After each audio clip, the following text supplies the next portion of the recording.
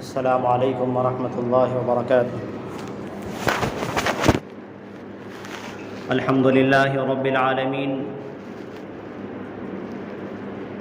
والصلاة والسلام علی نبی الہادی محمد بن عبد اللہ وعلى آلہ وصحبہ اجمعین، اما بعد فاعوذ باللہ من الشیطان الرجیم، بسم اللہ الرحمن الرحیم۔ بل نقذف بالحق على الباطل فيدمغه فإذا هو زاهق ولكم الويل مما تصفون۔ فقال تبارك وتعالى في موضع آخر: يا أيها الذين آمنوا إذا لقيتم فئة فاثبتوا واذكروا الله كثيرا لعلكم تفلحون، وأطيعوا الله ورسوله ولا تنازعوا فتفشلوا وتذهب ريحكم واصبروا إن الله مع الصابرين۔ وقال النبي صلى الله عليه وسلم: لا يؤمن أحدكم حتى أكون أحب إليه من والده وولده والناس أجمعين، أو كما قال عليه الصلاة والسلام۔ محترم و مکرم بزرگان دین، سامعین اعظام، پردہ نشین مائیں اور بہنیں، اس وقت جو ملکی حالات چل رہے ہیں، ان حالات سے نہ صرف مسلمان بلکہ ہر مذہب کا سمجھدار، ذی شعور، عقلمند انسان بے چین و بے قرار ہے۔ اللہ تبارک و تعالیٰ کا یہ دستور، یہ طریقہ رہا ہے کہ جب وہ حق کے سامنے باطل کو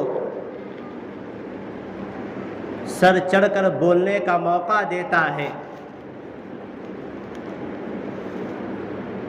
تو اللہ تبارک و تعالی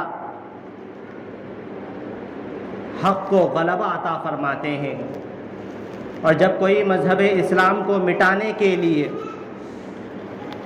مذہب اسلام کی اسلامی شعائر کو مٹانے کے لیے اپنی ناپاک سازشیں رچتے ہیں تو اللہ تبارک و تعالی انہیں موقع دیتے ہیں تاکہ حق کا حق ہونا اور باطل کا باطل ہونا واضح ہو جائے، اور یہ ہر دور سے چلا آ رہا ہے۔ اگر آپ تاریخ کے اوراق کو دیکھیں گے، تاریخ کے کتابوں کا مطالعہ کریں گے تو آپ کے سامنے یہ بات روز روشن کی طرح عیاں ہو جائے گی کہ جب نمرود نے سر اٹھایا تو ابراہیم علیہ السلام نے اس کے سر کو پاش پاش کر کے چھوڑا۔ جب فرعون نے سر ابھارا تو موسیٰ علیہ السلام نے اس کی قوت کو نیست و نابود کر دیا۔ جب مکہ کی سرزمین میں ابو جہل اور ابو لہب نے اپنی ناپاک سازشیں رچیں تو حضرات جناب نبی کریم صلی اللہ علیہ وسلم کے جانثار صحابہ نے ان تمام کی سرکوبی کی، اور آج وقت کا چھوٹا فرعون وقت کے بڑے فرعون سے مدد لے کر سر اٹھا رہا ہے۔ تو انشاءاللہ العزیز ہم فرزندان ابو بکر و عمر، ہم فرزندان عثمان و علی ایک پلیٹ فارم پر جمع ہو کر متحد اور متفق ہو کر انشاءاللہ ان کا مقابلہ کریں گے، اور اللہ رب العزت ان کا خاتمہ فرمائیں گے۔ اللہ تبارک و تعالیٰ نے سورہ انبیاء کی آیت نمبر 18 میں ارشاد فرمایا: بل نقذف بالحق علی الباطل فیدمغه فاذا هو زاهق۔ ہم موقع دیتے ہیں باطل کو سر چڑھ کر بولنے کا، پھر حق کے ذریعے باطل کو ٹکرا دیتے ہیں۔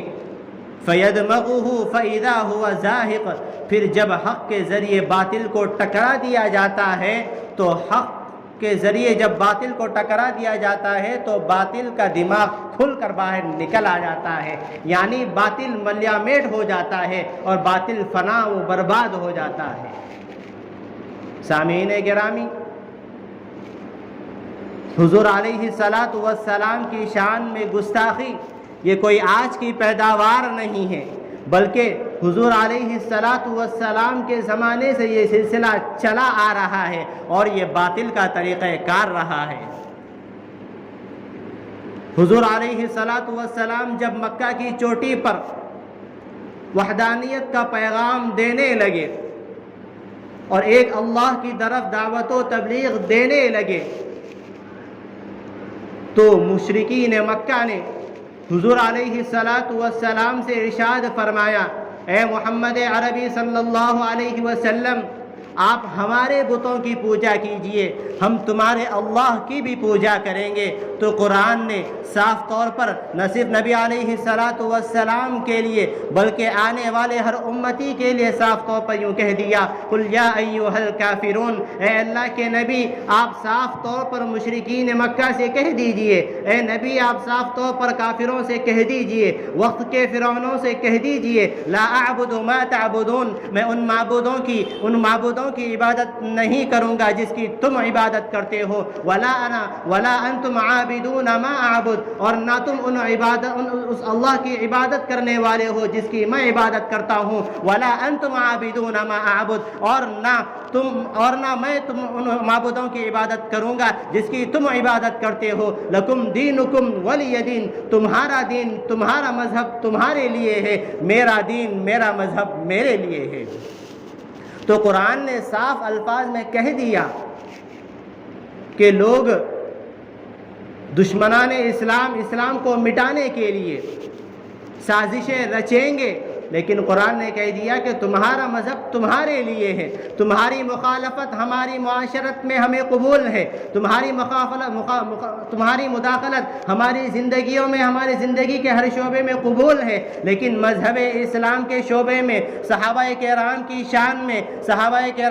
شان میں ازواج مطہرات کی شان میں اہل بیت کی شان میں نبی علیہ السلام کی شان میں، حتیٰ کہ نبی علیہ السلام کی زندگی کے معمولی اور ادنا سے شعبے میں تمہاری معمولی اور ادنا سی گستاخی بھی ہمیں قبول نہیں۔ کیوں؟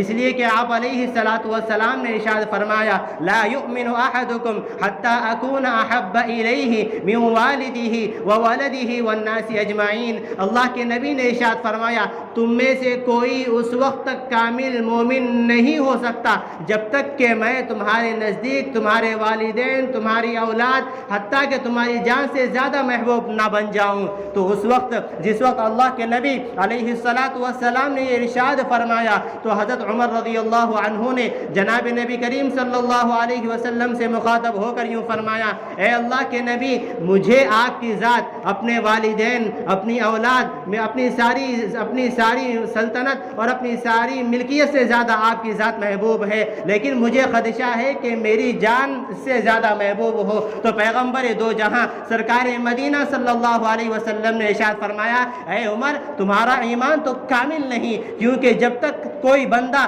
اپنی جان سے زیادہ مجھے محبوب نہیں جانتا اس وقت تک اس بندے کا ایمان کامل نہیں ہوتا۔ تو یہ جملہ سننا تھا تو حضرت عمر نے فرمایا، بی ابی انت و امی فداک یا رسول اللہ، اے اللہ کے نبی مجھے اپنی جان سے زیادہ، اپنے مال سے زیادہ، اپنے والدین سے زیادہ، اپنے گھر بار سے زیادہ آپ کی جان محبوب ہے۔ تو آقا علیہ السلام نے ارشاد فرمایا، اے عمر تمہارا اب ایمان کامل ہوا۔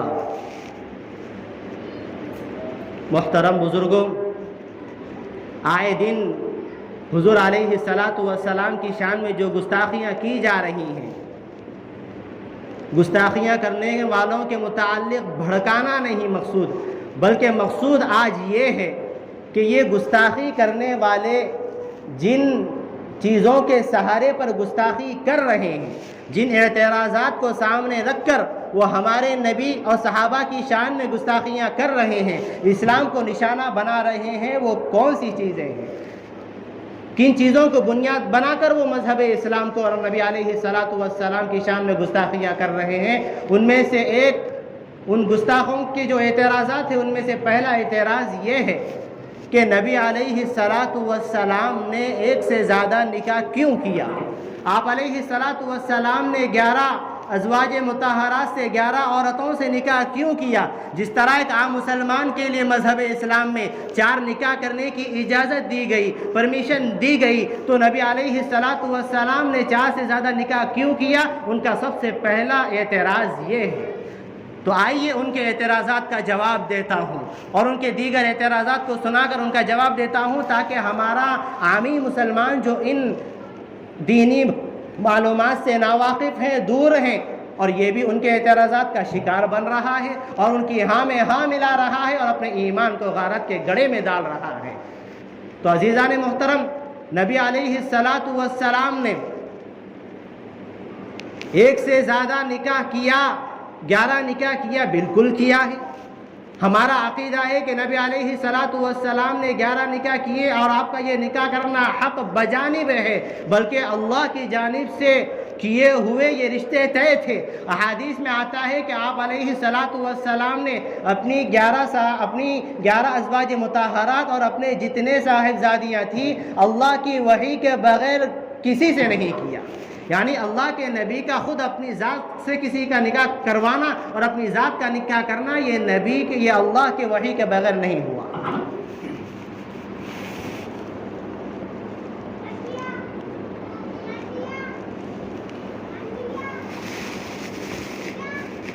تو لوگ اعتراض کرتے ہیں کہ نبی نے کیوں کیا، تو آئیے میں آپ کو بتاتا چلوں کہ نبی علیہ السلام کی جب 25 برس کی عمر ہوئی تو آپ نے سب سے پہلے اماں جان حضرت خدیجۃ الکبریٰ سے نکاح کیا۔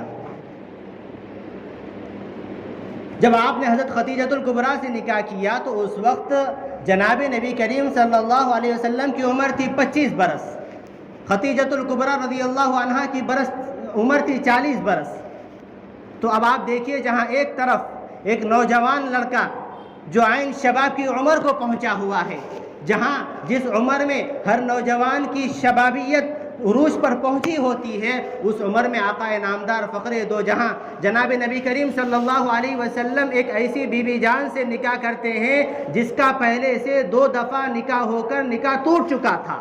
اماں جان حضرت خدیجۃ الکبریٰ کا ایک دفعہ نکاح ہوا، اس پہلے شوہر سے آپ کے چند اولاد بھی ہوئی، نکاح ٹوٹ گیا، انتقال ہو چکا تھا شوہر کا۔ پھر دوسری دفعہ اماں جان سے خدیجۃ الکبریٰ نے نکاح کیا، دوسری دفعہ بھی شوہر کا انتقال ہو گیا۔ تو آپ 40 برس کی ہو گئی، آپ کی ولادت میں آپ کے زیر تربیت کئی سارے بچے بھی تھے۔ اس عمر میں آقا نامدار تاجدار مدینہ نے حضرت خدیجۃ الکبریٰ سے نکاح کیا۔ کیوں؟ دین کی خاطر، اپنی ذات کی خاطر۔ ٹھیک ہے، آپ نے نکاح کیا، یہاں پر کسی کو کوئی اعتراض نہیں۔ حتیٰ کہ جب آپ نے نکاح کر لیا تو آپ نے 25 سال کا زمانہ گزار دیا اور حضرت خدیجۃ الکبریٰ سے کئی ساری صاحبزادیاں تولد ہوئیں۔ جب آپ علیہ السلام 25 سال کے پہنچے، جب 25 سال کے قریب آپ پہنچنے کو تھے کہ حضرت خدیجۃ الکبریٰ رضی اللہ عنہا کا انتقال ہو گیا۔ پھر جب آپ کا انتقال ہو گیا تو اس وقت آپ کی صاحبزادیاں چھوٹی عمر کی تھیں، پرورش کرنے کے لیے کوئی موجود میسر نہ تھا۔ تو اس وقت پیغمبر دو جہاں جناب نبی کریم صلی اللہ علیہ وسلم نے دوسرا نکاح کیا حضرت سودا رضی اللہ تعالی عنہا سے۔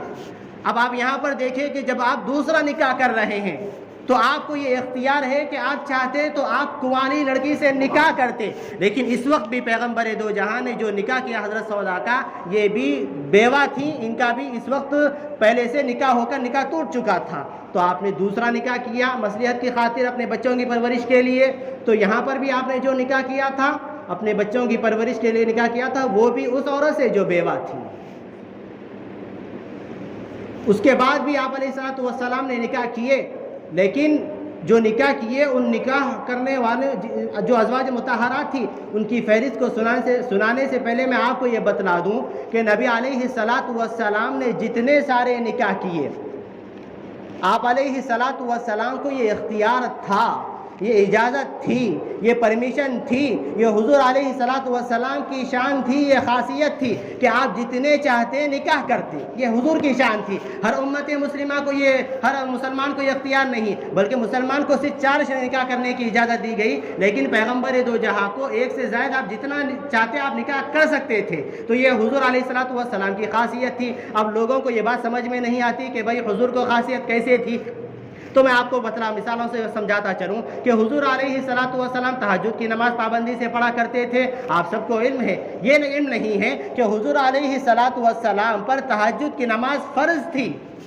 امت مسلمہ کے کسی فرد پر یہ نماز فرض نہیں تھی تہجد کی، امت مسلمہ پر صرف 5 نمازیں فرض تھی، لیکن پیغمبر دو جہاں پر تہجد کی نماز بھی فرض تھی۔ کیوں فرض تھی؟ کسی کو کوئی اعتراض یہاں پر نہیں ہوتا۔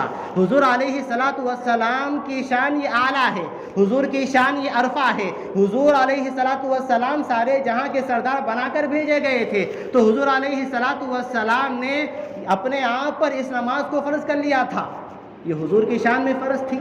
اسی طرح حضور علیہ الصلاۃ والسلام صوم وصال رکھا کرتے تھے۔ صوم وصال کسے کہتے ہیں؟ یعنی مسلسل ایک بھی دن چھوڑے بغیر کئی ایام تک روزے رکھنا، درمیان میں ایک دن بھی فاصلہ نہ چھوڑنا، اسے کہتے ہیں صوم وصال۔ حضور علیہ الصلاۃ والسلام صوم وصال رکھا کرتے تھے، لیکن آپ کا دیکھ کر جب دیگر لوگ رکھنے لگے اس طرح صوم وصال، دیگر صحابہ رکھنے لگے، تو دیگر لوگوں کو، دیگر صحابہ کو منع کر دیا گیا۔ کیوں؟ اس لیے کہ صوم وصال یہ حضور علیہ الصلاۃ والسلام کی خاصیت ہے، صوم وصال یہ حضور علیہ الصلاۃ والسلام کی شان ہے۔ دیگر لوگوں کو حکم دیا گیا کہ تم صوم داؤدی رکھو، یعنی اگر تم زیادہ روزے رکھنا بھی چاہتے ہو تو ایک دن روزہ رکھو، پھر ایک دن چھوڑ دو، پھر ایک دن روزہ رکھو، ایک دن چھوڑ دو۔ یہ حضرت داؤد علیہ الصلاۃ والسلام کے روزہ رکھنے کا عمل تھا، تو دیگر لوگوں کو حکم دیا گیا کہ وہ صوم داؤدی رکھیں۔ تو پتہ کیا چلا کہ جس طرح صوم وصال رکھنا حضور علیہ الصلاۃ والسلام کی خاصیت ہے، حضور علیہ الصلاۃ والسلام کی شان ہے، تو اسی طرح 11 یا اس سے زیادہ نکاح کرنا یہ نبی کی شان ہے۔ اگر وہ رکھتے ہیں، وہ شادی کرتے ہیں، تو تمہیں کہاں کا اعتراض ہے کہ تم نبی علیہ الصلاۃ والسلام کی شان اقدس پر گستاخی کرتے ہوئے کیچڑ اچھالو؟ ٹھیک ہے، یہ دو مثالیں ہوئی۔ دنیا کا کوئی معمولی عہدیدار ہو، پریسیڈنٹ ہو، تو کوئی معمولی شخص اگر پریسیڈنٹ کے خلاف کورٹ میں کوئی مقدمہ دائر کرنا چاہے تو اسے یہ اختیار نہیں۔ کیوں؟ اس لیے کہ اس کا جو عہدہ ہے یہ دیگر لوگوں کے مقابلے میں بڑا ہوا ہے۔ اسی طرح جو دنیا کے مختلف بڑے عہدیدار ہوتے ہیں تو بعض ان کو حکومت کی جانب سے چند خصوصیات دی جاتی ہیں، ان کو چند خصوصیات دی جاتی ہیں کہ دیگر عام لوگ اس میں مداخلت نہیں کر سکتے۔ تو جب دنیا کا ایک معمولی عہدیدار کو یہ خصوصیت حاصل ہوتی ہے کہ دیگر لوگوں کو وہ خصوصیت نہیں ہوتی، تو وہ آقا نامدار، فخر دو جہاں، دونوں جہاں کے آقا، عرب کے مہر مبی، رحمت دو عالم، شافع محشر، محمد مصطفیٰ، احمد مجتبیٰ، تاجدار مدینہ، جناب محمد رسول اللہ صلی اللہ علیہ وسلم جب 4 سے زائد نکاح کرتے ہیں تو تمہیں کیوں اعتراض ہوتا ہے؟ یہاں پر حضور کو یہ خصوصیت حاصل ہے کہ حضور جتنے چاہے نکاح کرتے، لیکن آپ نے بیجا کہیں بھی نکاح نہیں کیا۔ آپ کو میں گناتا چلوں، ایک تو میں نے گنایا تھا کہ آپ نے خدیجہ الکبریٰ سے نکاح کیا، ٹھیک ہے، پھر آپ نے دوسرا نکاح کیا حضرت سودا رضی اللہ عنہا سے، تو یہاں پر آپ نے دوسرا نکاح کیا اپنی ذات، اپنے بچوں کی پرورش کے لیے، ایک غرض سے آپ نے نکاح کیا حضرت سودا سے۔ پھر اس کے بعد جب آپ نے حضرت سودا سے نکاح کر لیا تو آپ کی عمر 50 کے ابو ہو گئی، 50 کے گزر گئی، کراس ہو گئی، تو اس کے بعد جو حضرت سودا تھی ان کی عمر بھی دراز ہو چکی تھی، یہ بھی بوڑھی ہو چکی تھی، یہ بھی اس قابل نہیں رہی کہ معصوم چھوٹے سے بچوں کی پرورش صحیح معنی میں کر سکے۔ تو صدیق اکبر رضی اللہ عنہ نے یہ سوچا، یہ خیال ان کے دماغ میں آیا، کیوں نہ حضور علیہ الصلاۃ والسلام کا نکاح میں اپنی صاحبزادی ختیجہ سے کروا دوں۔ حتیٰ کہ آقا نامدار تاجدار مدینہ کے خواب میں ایک واقعہ یہ پیش آیا کہ آپ کے خواب میں ایک ریشمی لال رومال لایا گیا جس کے اندر اما جان عائشہ رضی اللہ عنہا کی تصویر رکھی ہوئی تھی، یعنی خواب کے ذریعے، وحی کے ذریعے آپ کو بتلایا گیا کہ آپ حضرت عائشہ سے نکاح کر لیں۔ آپ نے یہ خواب دیکھا، پھر خاموش رہ گئے۔ دوسری دفعہ آپ کو خواب آیا اسی طرح، آپ خاموش رہ گئے، تو آپ نے پیش قدمی اس معاملے میں نہیں کی جس طرح دیگر 2 نکاحوں کے سلسلے میں آپ نے پیش قدمی کی تھی۔ تو اس کے بعد صدیق اکبر نے خود کہا کہ یا رسول اللہ، میں چاہتا ہوں کہ اپنی بیٹی عائشہ کا نکاح آپ سے کروا دوں تاکہ یہ آپ کے بچوں کی صحیح معنی میں دیکھ بھال کر سکے اور آپ کی زندگی کے سکون کے لیے اطمینان کا ذریعہ سبب بھی بن سکے۔ تو جس وقت آپ نے یہ ارادہ کیا اس وقت اما جان عائشہ کی عمر چھوٹی سی تھی۔ تو اس کے بعد جب صدیق اکبر نے یہ پیشکش کی تو اللہ کے نبی نے کہا یقیناً یہ نکاح اللہ کی جانب سے طے شدہ ہے، تو آپ نے قبول کر لیا۔ تو اما جان عائشہ کی عمر 6 سال کی ہوئی تو حضرت جناب نبی کریم صلی اللہ علیہ وسلم سے نکاح کروا دیا گیا۔ اب یہاں پر دیگر لوگوں کو یہ اعتراض ہوتا ہے کہ العیاذ باللہ، نعوذ باللہ، نبی علیہ الصلاۃ والسلام نفس پرست تھے، یعنی حضور علیہ الصلاۃ والسلام نے اپنی نفس کی خاطر ایک چھوٹی سی معصوم سی بچی کا آپ نے نکاح کر لیا، العیاذ باللہ۔ میں آپ کو جواب دیتا ہوں، سب سے پہلا جواب تو یہ ہے کہ اگر نبی علیہ الصلاۃ والسلام اپنی نفس کی خاطر، اپنی ذات کی خاطر، اپنی خواہشات کو العیاذ باللہ پوری کرنے کی خاطر نکاح کرتے تو آپ مجھے بتائیے کہ 25 سال کی برس میں جب آپ عین جوانی کو پہنچے ہوئے ہیں تو آپ بیوہ عورت سے جو 40 برس کی ہے نکاح کرتے؟ اگر آپ نفس کے لیے نکاح کرنا چاہتے تو آپ مجھے بتائیے 50 برس کی عمر میں دوسرا نکاح بیوہ سے کرتے؟ نہیں کرتے، بلکہ حضور نے ہر نکاح عند اللہ کی جانب سے، اللہ کی وحی سے طے شدہ آپ نے کیا تھا، یا تو دین کی غرض سے کیا تھا، یا تو دنیا کی کسی غرض سے کیا تھا، یا تو دعوت و تبلیغ کی اشاعت کے لیے آپ نے کیا تھا۔ الغرض تو آپ کا نکاح ہو گیا، لیکن آپ علیہ الصلوۃ والسلام نے فرما دیا کہ اس وقت حضرت عائشہ رضی اللہ عنہا 6 سال کی عمر میں آپ نہ تو مینٹلی میچور نہیں ہوئی تھی، آپ بالغ نہیں ہوئی تھی، نہ تو دماغی اعتبار سے نہ جسمانی اعتبار سے۔ تو آپ علیہ الصلوۃ والسلام نے کہا کہ جس وقت یہ جسمانی اور دماغی اعتبار سے بالغہ ہو جائے گی اس وقت میں ان کو اپنی نکاح میں لوں گا۔ نکاح تو ہو گیا تھا، صحیح بخاری اور مسلم کے اندر روایت موجود ہے اور صحیح ہے کہ جس وقت اماں جان عائشہ سے آپ کا نکاح ہوا تھا، اماں جان عائشہ کی عمر 6 برس کی تھی، اور جس وقت آپ کی رخصتی ہوئی اس وقت ایک قول کے مطابق 9 برس اور ایک قول کے مطابق 10 برس کی تھی۔ اب یہاں لوگوں کو اعتراض ہوتا ہے کہ بھائی 9 سال کی عمر میں کیسے رخصتی ہو گئی؟ تو آپ کا یہ خیال، آپ کا یہ اعتراض بے جا ہے۔ کیوں؟ اس لیے کہ آپ اس وقت دنیا پر ایک مرتبہ طائرانہ نظر ڈالیں گے تو آپ دیکھیں کہ امریکہ میں وہاں کا یہ لا ہے، وہاں کا یہ قانون ہے کہ 14 سال کی عمر میں لڑکی اس قابل ہو جاتی ہے کہ وہ نکاح کر سکتی ہے۔ انڈیا کا لا ہے کہ 18 سال کی عمر میں لڑکی اس عمر کو پہنچ جاتی ہے کہ وہ نکاح کر سکتی ہے۔ چائنا کا یہ لا ہے کہ 21 سال کی عمر میں لڑکی نکاح کے قابل ہو جاتی ہے۔ یہ ان کا اپنا طریقہ ہے، یہ ان کا اپنا قانون ہے، یہ ان کا اپنا لا ہے۔ لیکن مذہب اسلام میں، شریعت اسلام کا یہ لا ہے، یہ قانون ہے کہ جب بچہ اور بچی بالغ ہو جاتے ہیں، ان کے اندر شعور اور بیداری ہو جاتی ہے تو وہ نکاح کر سکتے ہیں، ان کے اندر نکاح کی اہلیت آ جاتی ہے۔ اور ملک عرب کے اندر جو موسم ہے، جو وہاں کا جو مزاج ہے، وہاں پر گرمی ہے، وہاں کے موسم کے اندر گرماہٹ ہے، تو وہاں پر یہاں کے مقابلے میں وہاں کا مرد، وہاں کا بچہ اور وہاں کی بچی یہاں کے مقابلے میں جلد بالغ ہو جاتے ہیں، جلد بالغہ ہو جاتی ہیں۔ تو جب وہاں کی لڑکی، وہاں کی بچی جلد بالغہ ہو جاتی ہے اور ان کا نکاح کر دیا جاتا ہے تو تمہیں اعتراض کا حق کیوں حاصل ہوتا ہے؟ اگر اعتراض کا حق ہوتا تو وہاں ہوتا کہ جب حضور علیہ الصلوۃ والسلام 6 سال کی عمر میں اماں جان عائشہ سے نکاح کر کے رخصتی بھی کروا لیتے، لیکن آپ علیہ الصلوۃ والسلام نے منع فرمایا، بلکہ فرمایا کہ جب وہ ذہنی اعتبار سے بھی بالغہ ہو جائے گی اور جسمانی اعتبار سے بھی بالغہ ہو جائے گی اس وقت عائشہ کو میرے نکاح میں چھوڑا جائے، رخصتی کی جائے۔ تو اب آپ کو یہ بات بھی سمجھ آ گئی ہوگی کہ حضور علیہ الصلوۃ والسلام نے اپنی نفس کی خاطر نکاح نہیں کیا۔ ٹھیک ہے، یہ ہوئے نکاح۔ اسی طرح آپ نے 3 نکاح کر لیے تو اعتراض کرنے والوں نے اعتراض کیا کہ یہاں پر بس کر دینی چاہیے تھی۔ تو اس کے بعد آپ علیہ الصلوۃ والسلام نے اس سے زائد بھی جو نکاح کیے، اس کی جو حکمت محدثین ذکر کرتے ہیں، اس کی ایک حکمت یہ ہے کہ جس زمانے میں حضور علیہ الصلوۃ والسلام کی بعثت ہوئی، ولادت ہوئی، وہ زمانہ قبیلوں کا تھا، قبائل کا تھا، یعنی الگ الگ قبیلے ہوا کرتے تھے۔ تو اس وقت قبیلوں میں رشتہ داری، جس قبیلے کے درمیان رشتہ داری نہ ہوتی تھی، ذرا سی معمولی باتوں پر خون ریزی ہو جایا کرتی تھی۔ تو قبیلوں میں محبت اور الفت کو قائم کرنے کے لیے، ہر قبیلے تک مذہب اسلام کو پہنچانے کے لیے، ہر امت کے ہر فرد تک اسلام کی دعوت اور تبلیغ اور اشاعت کے لیے آپ علیہ الصلوۃ والسلام نے قبائل میں رشتہ داری کو قائم کرنے کے لیے آپ نے نکاح کیا۔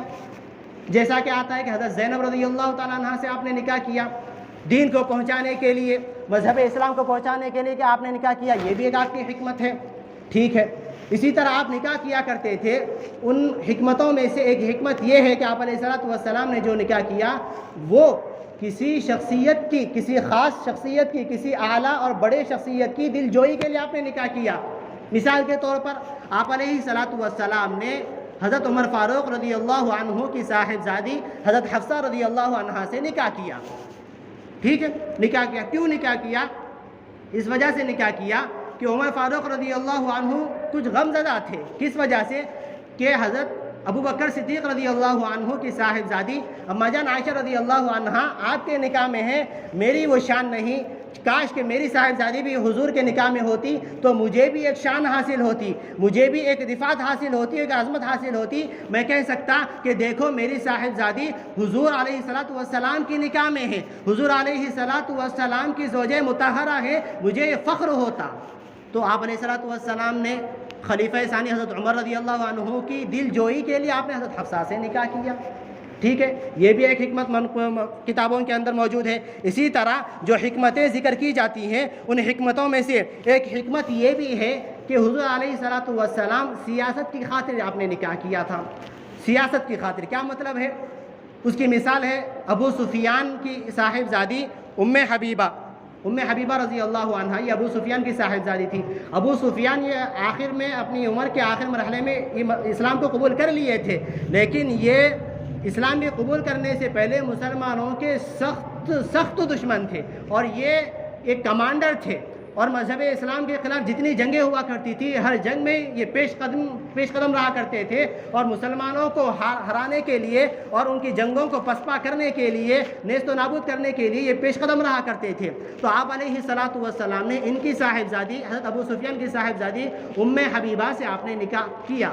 تو جس وقت ام حبیبہ سے آپ نے نکاح کیا تو ابو سفیان نے اپنے ہاتھوں کو اٹھا لیا اور کہا کہ بھائی میری بیٹی حضور علیہ الصلوۃ والسلام کے نکاح میں ہے، تو اب ان سے جنگ کس بات کی، ان سے جھگڑا کس بات کا، ان سے لڑائی کس بات کی، مسلمانوں سے لڑائی کس بات کی کہ حضور کے نکاح میں میری بیٹی موجود ہے۔ تو ام حبیبہ کا ایک مرتبہ حضور سے پہلے کسی اور سے نکاح ہو گیا تھا، تو نکاح ہونے کے بعد میں انتقال کی وجہ سے ان کا نکاح ٹوٹ گیا تھا، تو کوئی بندہ نکاح کے لیے تیار نہیں تھا۔ ایسے مرحلے پر حضور علیہ الصلوۃ والسلام نے جب نکاح کر لیا تو ابو سفیان مذہب اسلام کو بعد میں قبول کر لیے۔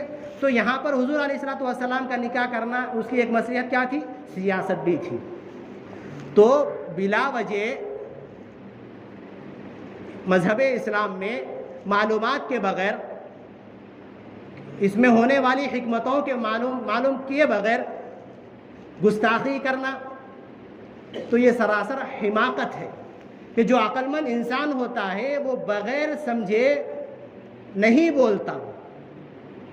تو سامعین گرامی، یہ چند باتیں تھیں کہ حضور علیہ الصلوۃ والسلام نے ایک سے زائد جو نکاح کیے اس کی کیا حکمتیں ہیں، اور بھی کئی ساری حکمتیں ہیں۔ میں نے جو بنیادی حکمتیں تھیں، جن بنیادی حکمتوں کے تحت آپ علیہ الصلوۃ والسلام نے نکاح کیا تھا، اور آپ علیہ الصلوۃ والسلام نے کوئی بھی کسی ایک سے بھی نکاح ایسا نہیں کیا جس کے نکاح میں آپ کے نفس کا دخل موجود ہو۔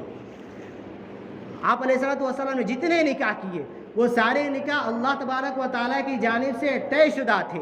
بعض نکاح ایسے بھی ہوئے کہ آپ علیہ الصلوۃ والسلام کا نکاح اللہ تبارک و تعالیٰ نے آسمانوں پر کروایا تھا، جیسا کہ حضرت زینب کا نکاح کروایا آسمانوں پر طے ہو گیا، وہاں پر نکاح کروا دیا گیا آسمانوں پر، صرف زمین پر ولیمہ ہوا تھا۔